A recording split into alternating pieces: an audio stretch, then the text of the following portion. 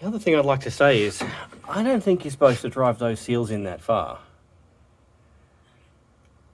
Like if I recall on the NH 3 litre heads, which are also single overhead cam, if you drive these seals in too far, they'll just pop right through completely.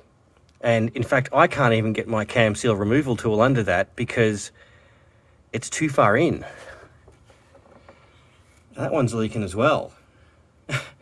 I think the last knucklehead who did this almost 100,000 Ks ago pushed him in too far.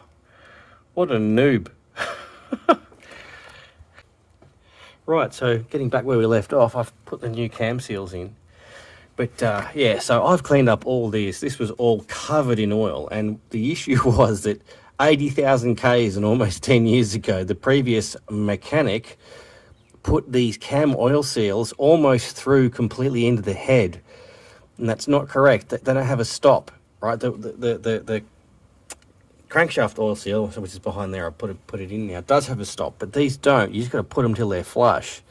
In fact, that one needs to be knocked in a bit. It's actually not completely flush all the way around. I'll have to fix that, but that one's all right. I have fixed that one. Yeah, and if you push them in too far, what basically happens is you get to the point where there's an oil gallery in outlet just behind here, and the oil just comes pissing out. So yeah, that's been that way for a long time, which explains why everything in here was just so juicy. We're talking about, oh, look at that. We're talking like almost 10 years worth of oil.